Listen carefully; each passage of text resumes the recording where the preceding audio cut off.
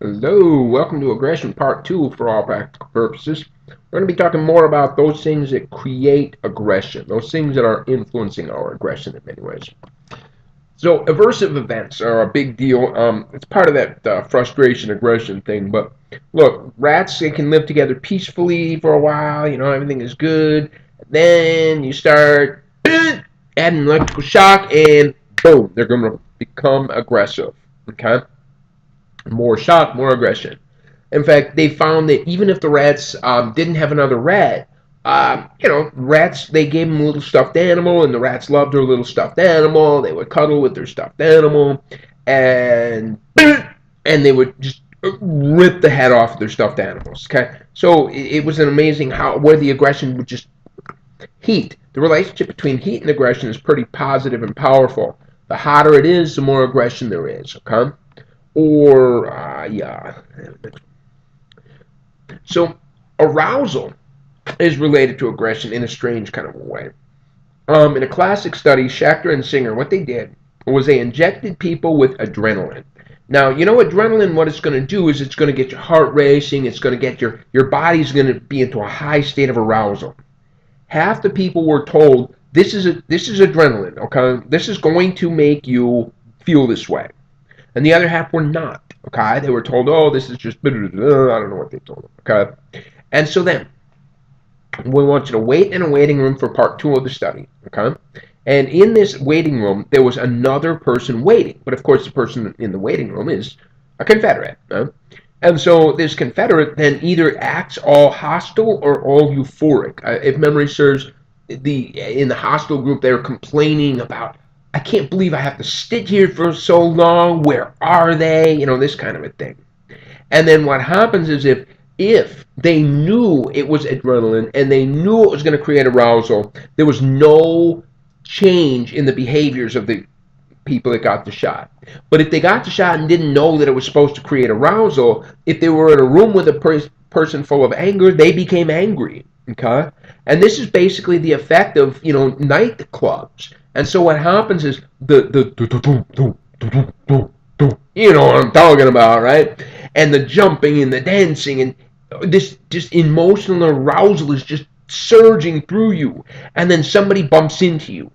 And when somebody bumps into you or steps on your foot, it might trigger annoyance in a normal situation. But you've got this huge amount of arousal going on, and annoyance becomes boom. How many times have we heard about nightclub shootings, okay? And I'm fairly certain most of them started with something just about like that. We find that aversive situations can lead to hostile thoughts, can lead to angry feelings, can lead to arousal, and all three of these possible consequences of an aversive situation can all increase the probability of aggressive reactions.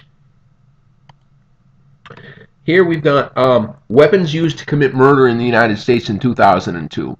Clearly, firearms is the big one, and it's not a surprise. Followed by knives, blunt objects, hands and feet. I don't know what other weapons are. Bricks or something. Yeah, I guess that's a blunt object, right? So what we find is that this is a fact when it comes to aggression, that the more distance you can put between yourself and a victim, the more aggression you're likely to show. Okay? And so what they found actually was there was some drone operators for the U.S. military, for the Air Force, drone operators, unmanned drones. So what happened was they were flying, these operators were working in Fort Collins, Colorado, the Air Force headquarters, over something like that. But anyway, in Colorado. And what the military realized was because there is so much distance between the pilots and the people that they're supposed to be attacking or monitoring, that it was just too easy for these pilots to pull the trigger because the distance, both physical and psychological, was so far. And so the further away you can distance yourself from an aggressive act, the easier it becomes. This is why the Nazi party created gas chambers in World War II was so that they could distance the act of killing from the person doing it. And so they broke the event up. Your job is to walk people into this room. Your job is to prepare. Your job is to push this button. Okay? You've removed yourself. You don't even have to look at anything. You don't have to see anything. You don't have to do anything. You just push that button. And so the further back you get, the easier it becomes. There's clearly a cultural cues here, but at the same time, I mean, look at this. Murder rates around the globe. England, very small. England, nobody get, well, guns, people got them. Although I must say this is an older graph, and there has been an uptick in knife attacks over in England, so there's a truth to that. But generally speaking, countries like Japan that basically have bans on guns have very little murder. Huh? All right. How about television? Do you think that it's possible that children watching aggressive television can become aggressive? Like wrestling or something? And the answer seems to be yes. Okay? What they have found is that males that have prior aggression spend far more hours per day watching television. It's just how it works, okay? They've done some studies. They are correlational. They are, okay? Where they looked at the viewing habits of third grade boys, in particular preference for violence television, and then they examined the aggressiveness of these boys 10 years later, so they're about 18 years old, okay? And so there was a strong correlation between preference for violent television in third grade and aggression at 18 years old. But there was no correlation in reverse, okay? That was aggression in third grade was really unrelated to preference for violent television at 18. So as in all correlations, correlation does not imply causation, but we've shown that this is this one-directional relationship, not a two-directional relationship, and it makes you start to think a little bit. Some people believe in this conception of catharsis, a release of anger, that if you just let the aggression out, then somehow it will be gone, you know? So maybe, you know, go and start punching on a punching bag or something like that, okay? Or some even have an emotional, and then all of a sudden, oh, I feel better now because I let it all out. No, here's what happens. And again, we're going to go back to simple reinforcement theory. I was feeling upset. I produced this aggressive behavior. I felt better. Ta-da! There's reinforcement theory. Okay? Look at that. He who gives way to violent gestures will increase his rage. Ooh. Well, on the opposite side of this, we've also got good stuff. We'll talk more about good stuff. I think the next topic is the good stuff. But pro-social behavior is positive, constructive, helpful stuff. And Sesame Street was, in fact, envisioned to provide this kind of a model for children. And, in fact, relatively early, I thought this was fascinating, relatively early in the development of Sesame Street, they added Oscar the Grouch, you know, the green dude in the garbage can. And the idea was they wanted to teach the children it's okay to be, you know, less than happy sometimes. I thought that was kind of cool. So, anyway, I'm trying to model all sorts of stuff. Okay, moving on. Desensitization. Yeah.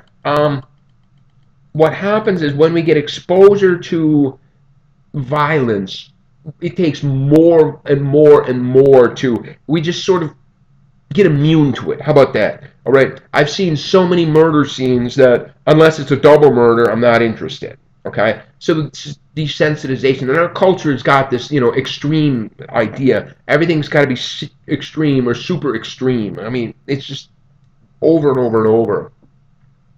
A social script would be like instructions that society or culture teaches us about how to act in different situations. And this is a great quote from Barack Obama. We don't teach our children that healthy relationships involve drunken, naked parties in a hot tub with strangers, but that's what they see when they turn on The Real World. I don't know if they still play that one. When they're fed a steady diet of these depictions over and over again from the time they're very young, this behavior becomes acceptable, even normal. Yeah, I don't know. I have no idea if they still play that show. Cultural spillover theory is an idea that The level of acceptance of violence in the media is reflected by levels of acceptance and violence in society. And so the violence in the media spills over into society. And you'll find that, yeah, I mean, the aggressiveness of television. I mean, back in the 1950s, you had Leave It to Beaver. You just didn't have what you have today. Special Victims Unit. And I mean, I don't watch any network television. I just don't watch it. But the last time I saw the ratings, the weekly ratings on television shows, it was like as Special Victims Unit Los Angeles was number one and New Orleans was number two, or NC. I don't even know what they all are. I don't pay attention to that stuff. But it spills over. I don't know. That's possible. It's possible. In fact, again, this whole idea was front and center when a television show, a very popular television show, was created in the 1980s. And it's very ironic. It was The Cosby Show. And The Cosby Show was intended to be the pro-social positive show that was supposed to, in the same way, spill over into culture and create a more polite culture. And then we find out that Cosby's what he is. Oh, you cool. How do we beat that? All right. Well, it turns out the video games provide a lot of violence. I've seen some of them, and I'm telling you, wow, just wow.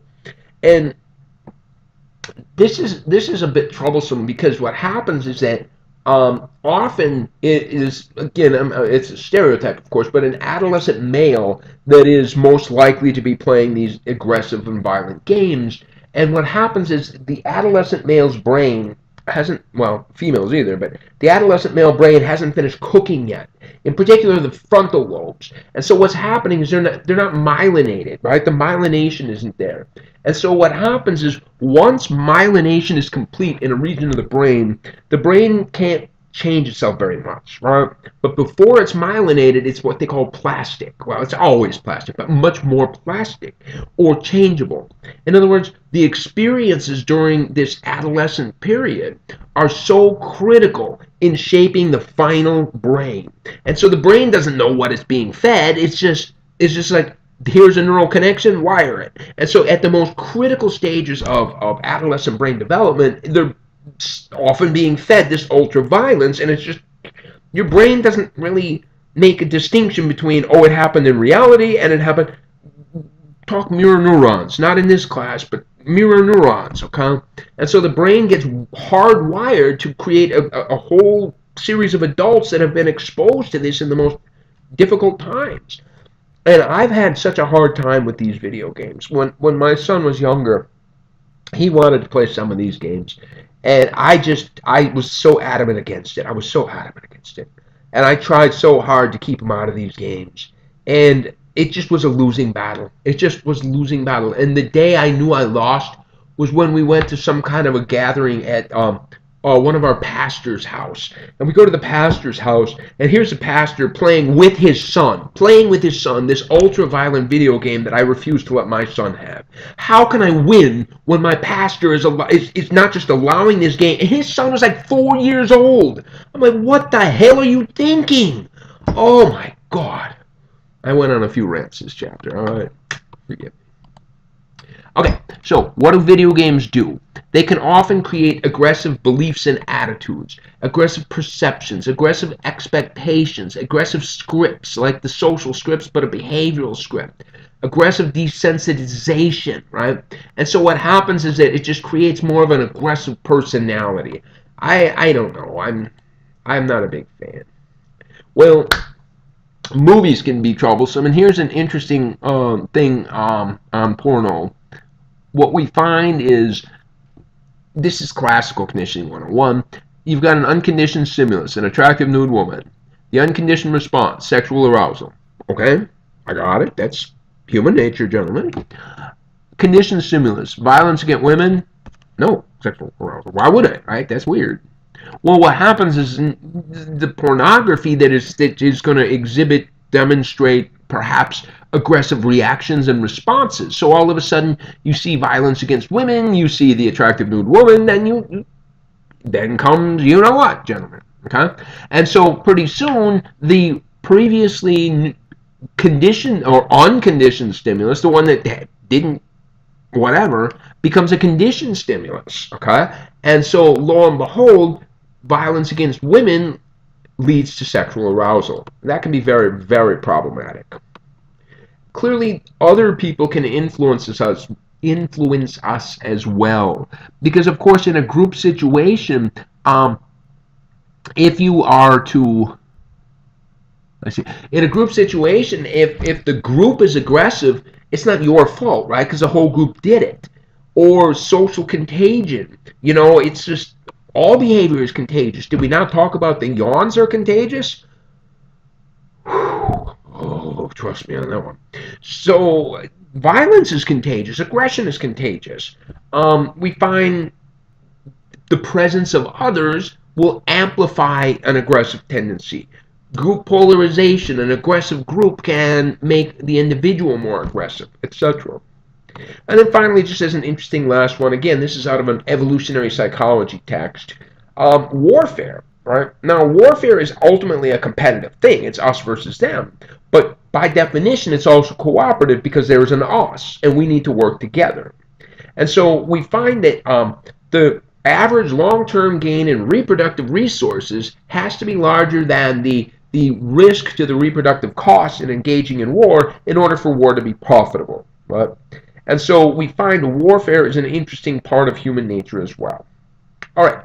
Now, I can't remember exactly what the next topic is, but if memory serves, it's something positive. It's like love or something like that. I don't know what it is, but we'll see. Okay? See you next time.